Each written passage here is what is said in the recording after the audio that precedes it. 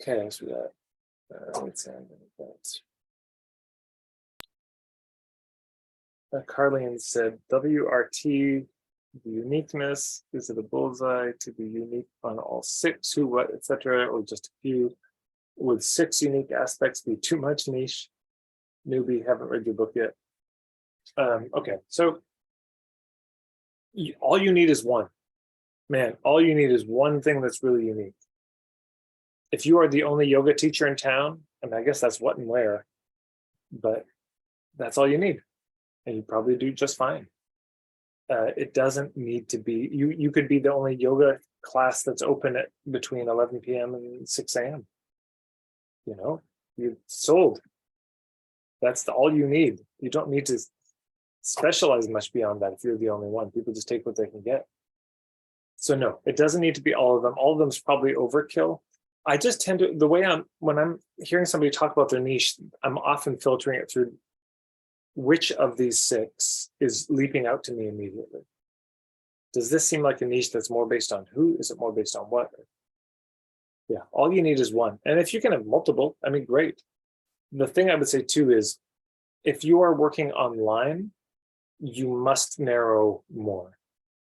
If you're working in Dusseldorf, you can go a little broader. Yeah, because there's just less competition locally, but online, back pain, mercy. I mean, my God, the amount of stuff that's online for back pain or for losing weight or for heartbreak or for, it's endless. And so one has to then figure out, where do I stand out? There's a great exercise if you just search on YouTube, Tad Hargrave positioning matrix. There's a video, a conversation I had with Danny Inney. Yeah. And you did it already? Okay. Yeah. It's very helpful. It's just for everybody. If you're feeling like, where do I fit in the marketplace? It's the simplest little exercise, but it allows you to keep, figuring out where you fit. And then it's okay. What are the hubs for this unique thing? Where would I find people online? And if you can't find people online, if you can't find the hubs, well, that's probably a niche problem. If any of you ever struggle with the hubs, it's probably because you're actually not clear who you're reaching. That's the fuzzy bit. It's not that the hub marketing is hard or finding hubs is hard inherently. It's finding hubs for these people. It may be too broad, or there may actually be no hubs for that group. So that's a problem.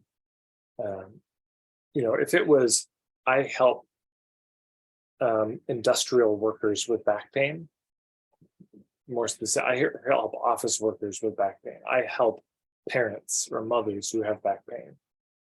There are hubs that just immediately appear. And Betty, thank you so much for the link on that positioning matrix. So, Carlene, does that help? Does that clarify it all? Or? It does help. I'm taking a lot down. I feel like sometimes I wonder if I'm not relatable enough, if I'm too niched out, and I'm just re-looking at that on my website. Sort of my tagline is, my business is heart-centered life, and then my tagline is aligned for life, and then I kind of go body, mind, soul integration. So I do embody life, that's the yoga aspect, calm your mind, which is the meditation aspect, and then the mentor coaching is the one-on-one specificity. But I'm also a spiritual holistic writer, and I feel like kind of targeting heart-centered life as a story can be a bit more relatable for people. So I'm kind of looking at that as an avenue. So essentially it's a really intangible thing that I'm selling. So are you feeling like you are too niched? It's too narrow right now? I think, I'm not sure. I'm thinking my message might be too niched, but I'm not sure if my product is. I don't know. I think I need to get clearer on some of. Yeah. Well, it's not too niched. My professional opinion, none of that's too niched. If anything, it's a bit too broad and ephemeral in terms, especially if it's online. If it's local, small town, that could actually work great. But in terms of an online thing, I just think that's, from what I heard from you, that's broader than is going to be helpful. And broad meaning it's like broad and shallow. Yeah, and versus narrow and deep. And when we go broad and shallow, we're saying things that almost everyone would say, well, yeah, me too. I want that. Yeah, why not? You know, but it's not, nobody's saying, oh my fucking God, yes, that thing, that's the thing, which is ultimately the reaction that we want from people is the hell yes, not the, aw, that's so nice. Good for you. Running your own business is so smart. That's not what we want. So, but that comes from narrow and deep. The shallow and wide is helpful to keep in mind as a kind of context of where we are, but narrow and deep for niching. And so here's the big question around niching that I most recommend everybody ask themselves. It's just this question of what's missing in the marketplace? What isn't there? Now, what's missing might be nobody's doing this in my town. That's a legit thing that might be missing. And that may be all you need. Like, oh my God, there's nobody doing meditation classes in town. Niche solved. Roll with that for a while, you know? Or it might be nobody does it for this community. Like nobody does yoga for the Christian community. Man, yoga's been so powerful for me. But man, it's not in the Christian community, but boy, they need it. And so I'm going to find a way to translate it. There's a guy, Tommy Rosen, who does Recovery 2.0, and it's yoga meets addiction recovery. It's amazing, you know, yoga plus the 12 steps. And he found a way to weave those together. So, but he looked around, he saw it was missing. He could see certainly the beauty of the 12-step, but also limitations of the 12-step model. And he saw with addiction, like yoga was really helpful, but it also, you know, misses a lot, and that's particular to addiction. So then he figured out how to merge those two. So he saw that something was missing. Nobody was combining these things together in this way. And it could be that something is missing in terms of price point. It could be something is missing in terms of not just what's done, but the way it's done. The approach to it. Like, oh, there's a lot of yoga, but none of it's trauma informed in this town. So you bring that.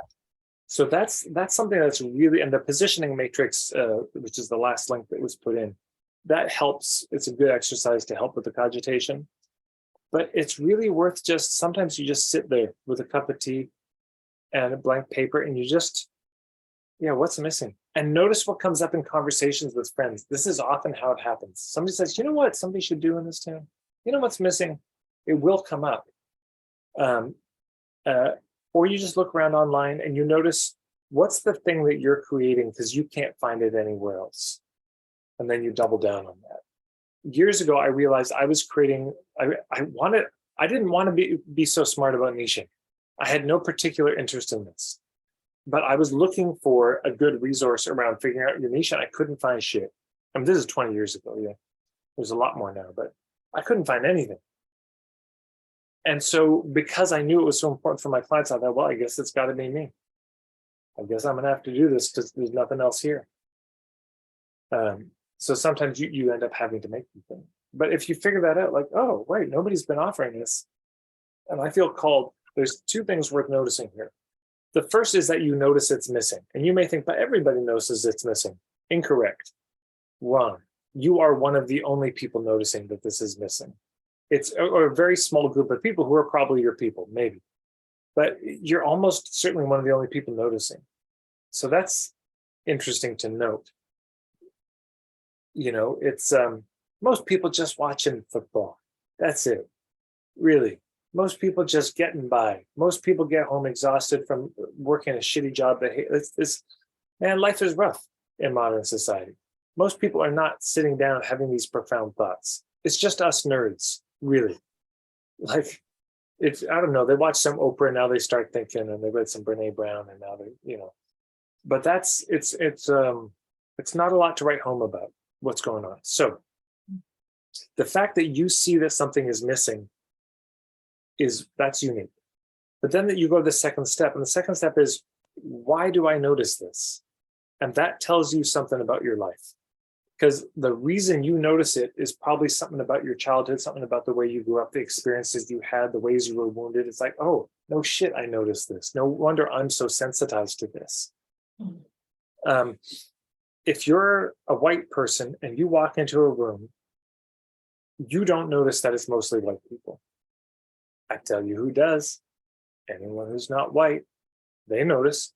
If you're a man in a meeting, you're not probably tracking how many times women get interrupted, but you know who notices.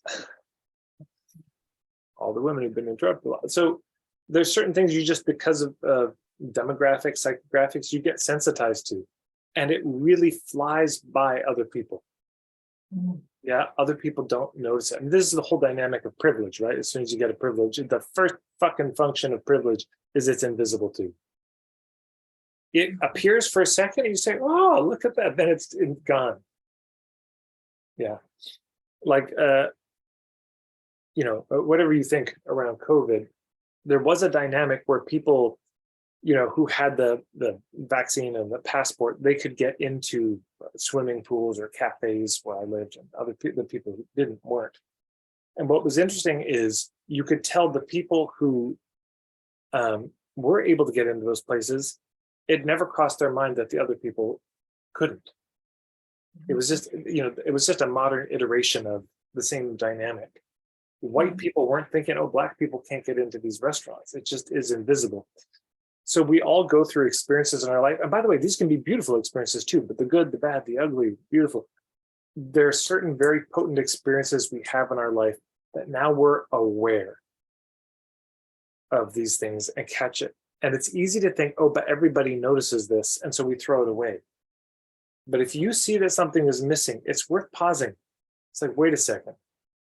Is anyone else doing? No, I can't find anyone else doing something about this. So is there something in my life? Because sometimes that gives a really good direction. And this is the whole, our deepest wound is often a doorway to our truest niche. That's one of the iterations of it. But of course, it could be something amazing that happened to you. Tony Robbins had the experience of his family was broke. They were, didn't have much food. And somebody showed up with a Thanksgiving dinner. It was just, a local charity, local community group. And that imprinted him forever. The impact of generosity of people. When I was a kid, I wanted to be a camp counselor. Why? Because my dad died when I was 9. I went to summer camp. And right in that very impressionable time, I had this camp counselor, Chris. Of course, he was a god to me. I just worshiped him. I thought he was the coolest. And that directed a lot of my life. I became a camp counselor because of him. So there's going to be certain things you see missing. And that just really is a reliable compass in niching. The specifics, that's maybe a different kind of work, but the direction, that's very clear. Thanks for coming to my TED Talk. How does that land for you, Carlene? Any thoughts, any questions? Yeah, I just think I have to. I think where I'm lacking is on the delivery. I'm not sure how to take what I'm offering and narrow it down to a bullseye, because I have multiple routes in, and so I think maybe. Is it like you've got one house, but there's multiple doorways that go into the same house? Yeah, totally. That's great. So, you can work that. So I'll give you a structural example from my own membership of how this seems to work. So I have in 4 quarters, the 4 semesters. The membership's divided into, yeah. First semester is the meantime, focus on fast cash flow tactics. The second semester is about point of view marketing, which we're moving into in April. Then in July through September, we do a business model, and then end of the year, last quarter is hub marketing. And now every time I launch one of those, it's a kind of opportunity for an intake, and a bunch of people join the membership for that topic. And they often stick around. So this is, one of the old fill in the blanks. They come for this, but they stay for this. Yeah. They come for the food, but they stay for the service. They, people often will come for the information, but they stay for the community. Very common dynamic. So it's worth thinking, okay, well, they come for that door because there's something about that door and what's written on the door that appeals to them. And they're, oh, let me check this out.